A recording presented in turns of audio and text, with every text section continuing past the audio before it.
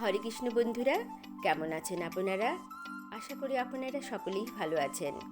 বন্ধুরা, আজকে আমি এই সুন্দর ভেজ ডালের রেসিপিটা আপনাদের সামনে শেয়ার করব।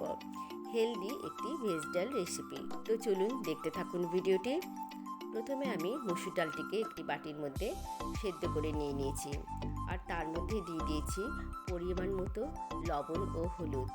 মসুর ডালটি ভালো মতন সেদ্ধ হয়ে যাওয়ার পর এদিকে কড়াইয়ের মধ্যে দিয়ে দিলাম তেল, আর দিয়ে দিলাম তাতে জিরে ও তেজপাতা, শুকনো লঙ্কা ফোড়ন। তারপর দিয়ে দিলাম পেঁয়াজ, রসুন ও মাঝখান থেকে চিড়ে দেওয়া কাঁচা লঙ্কা ফোড়ন। ফোড়নগুলো এইভাবে খুন্তি দিয়ে ভালো করে ভেজে নেব।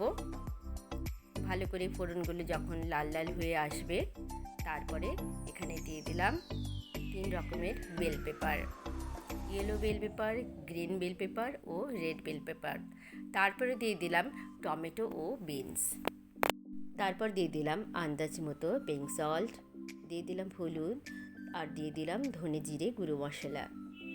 উপকরণগুলো ভালো করে খুন্তি দিয়ে এইভাবে নেড়ে চেড়ে দিয়ে আমি তারপরে দিয়ে দিলাম এখানে ধনে পাতার যে ডাঁটিগুলো থাকে, সেই ডাঁটিগুলো এখানে দিয়ে দিলাম।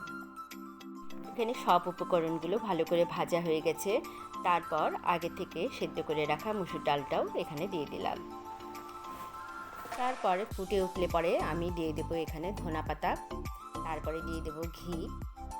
এইভাবে ডালটা ভালো করে যখন রান্না হয়ে যাবে, নামাবার আগে আমি দিয়ে দেবো চিনি। বন্ধুরা, ডালটা এখানে হয়ে গেছে। বাচ্চাদের জন্য খুবই উপকারী ও হেলদি ডালের একটি রেসিপি তৈরি হয়ে গেল। তো বন্ধুরা, কেমন লাগলো আজকের এই হেলদি ডালের রেসিপিটা? ভালো লাগলে একটু লাইক ও কমেন্ট করবেন। বন্ধুরা, ভালো থাকবেন আপনারা সবাই। দেখা হবে পরের একটি নতুন ভিডিওতে। রাধে রাধে।